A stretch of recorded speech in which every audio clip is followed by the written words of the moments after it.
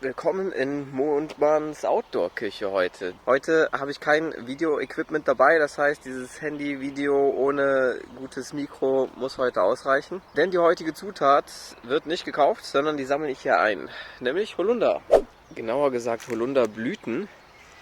Letztes Jahr habe ich ja schon mal angedeutet, ich hatte letztes Jahr ein Gelee gemacht.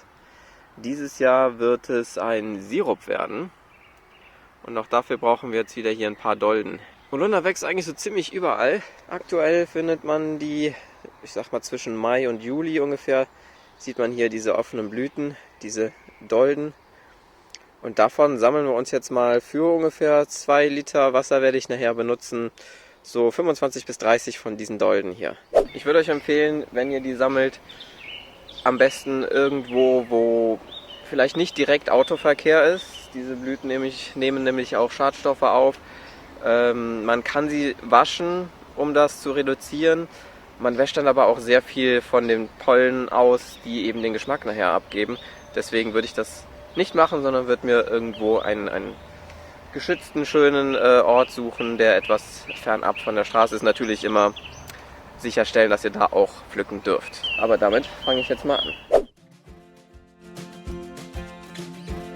Wie ihr hier sehen könnt, gibt es an so einem Holunderbusch verdammt viele von diesen Dolden. Deswegen ist es auch nicht so dramatisch, wenn man da einige mitnimmt. Trotzdem würde ich versuchen, nicht von einer Pflanze alles zu nehmen. Ruhig ein bisschen verteilt. Die Insekten stehen auch sehr drauf, also ist vielleicht auch nicht zu sehr übertreiben.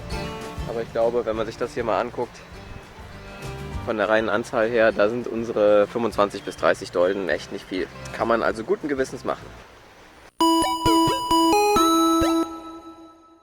Hier zu Hause geht es direkt weiter. Was die Verarbeitung der Dolden angeht, da gibt es verschiedene Herangehensweisen. Zum Beispiel, was Insekten und Ähnliches angeht. Es wird nicht möglich sein, das sage ich direkt, alle Insekten loszuwerden. Dafür sind es einfach zu viele. Man kann die Dolden abschütteln, wenn man das möchte. Da verliert man aber natürlich auch wieder einiges. Oder man lebt einfach damit, dass man am Ende ein paar Insekten drin hat. Ich persönlich werde damit leben. Es wird sowieso nachher durchgesiebt. Ich fürchte, da müssen ein paar Insekten ihr Leben geben. Aber so ein paar Sachen, wie jetzt zum Beispiel diese Raupe, die hier gerade drauf sitzt, die kann man natürlich noch retten. Was jetzt aber noch passieren muss, ist, wir wollen im Grunde dieses ganze Gestiele hier, das wollen wir nicht haben, das ist bitter. Und es gibt auch immer wieder, vielleicht sieht man das hier, so ein paar Blüten, die noch nicht offen sind. Wenn die noch grün sind, dann sind die auch bitter. Also je mehr man davon abschneidet, desto besser. Je mehr am Ende nur Blüten drin sind, desto süßer und leckerer wird das Ganze. Und damit fange ich jetzt an. Und dafür schnappe ich mir einfach so eine Schere und schneide die Dinger möglichst nah an den Blüten einfach ab. Und lasse sie hier in ein großes Gefäß, in diesem Fall einen Topf fallen. 2 Liter Wasser müssen da gleich dazu. Das also bedenken, wenn ihr das Gefäß aussucht. Los geht's.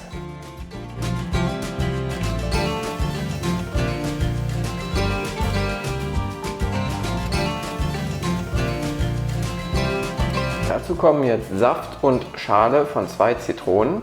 Die schäle ich hier einfach mit so einem Sparschäler. Man muss aber ein bisschen vorsichtig sein, weil man natürlich möglichst wenig von diesem weißen Teil haben will und hauptsächlich das Gelbe, das Weiße ist nämlich bitter.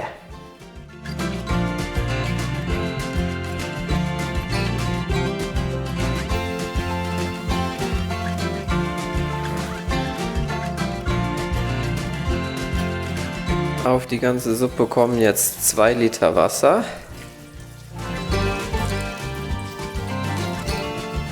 So, alles schön bedecken.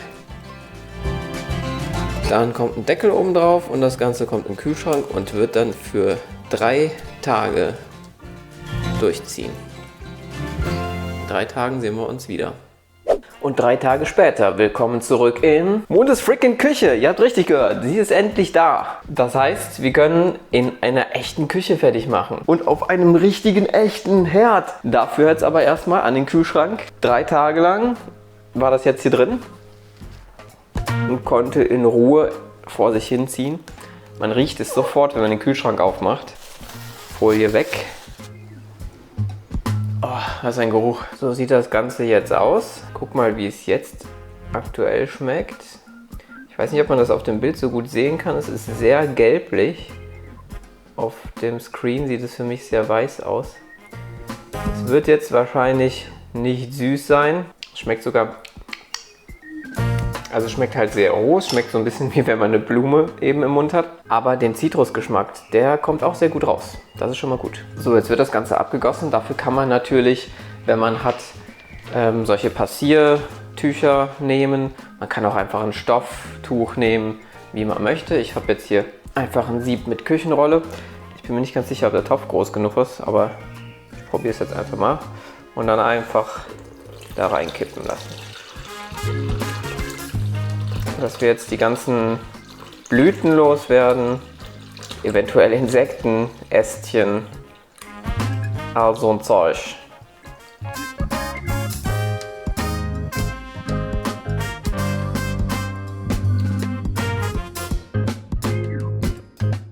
Ich will da möglichst viel rausholen, deswegen auch am Ende das Ganze nochmal zu so einem Sack zusammenpacken und einfach mal ein bisschen ausquetschen.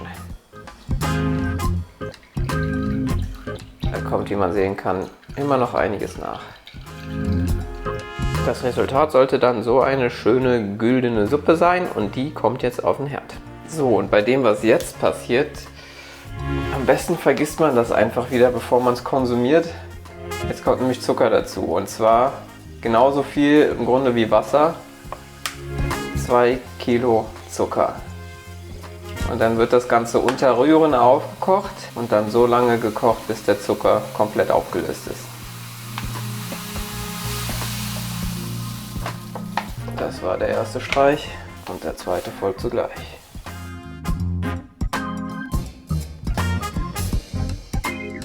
Ich habe dann doch noch mal schnell den Topf gewechselt.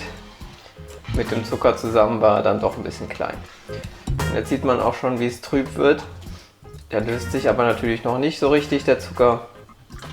Deshalb jetzt schön unterrühren, aufkochen lassen. Das Wasser wird jetzt immer heißer. Man sieht jetzt schon im Vergleich zu dem letzten Bild, dass es wesentlich weniger trüb ist. Der Zucker löst sich jetzt nach und nach auf.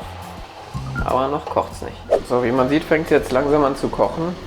Und jetzt wird nur noch so lange gerührt. Ich mache es eigentlich gleich schon wieder kühler. Denn ich rühre jetzt nur noch so lange, bis wirklich aller Zucker sich aufgelöst hat. Und das ist, wie man noch hier am Löffelboden schon sehen kann, eigentlich schon fast der Fall. Und jetzt kann das Ganze abgefüllt werden. Ich würde retrospektiv empfehlen, etwas kleinere Flaschen zu nehmen. Meine sind jetzt hier, ich glaube, 1 Liter passt da rein. Das ist ja schon sehr ergiebig, man braucht also relativ wenig Volumen, um großes Volumen mit Geschmack zu füllen.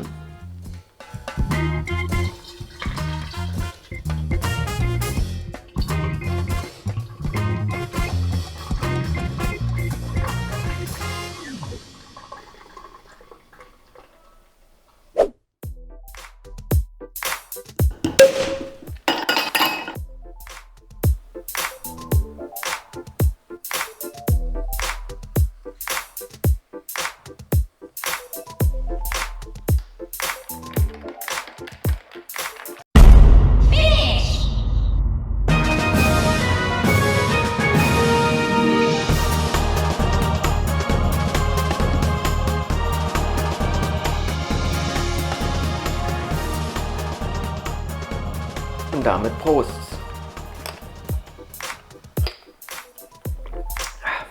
Was ich an dem Sirup viel besser finde als an dem Gelee ist einmal natürlich die Konsistenz. Wie ich glaube ich schon gesagt habe, bin ich kein Riesenfan von dieser Gelee-Konsistenz.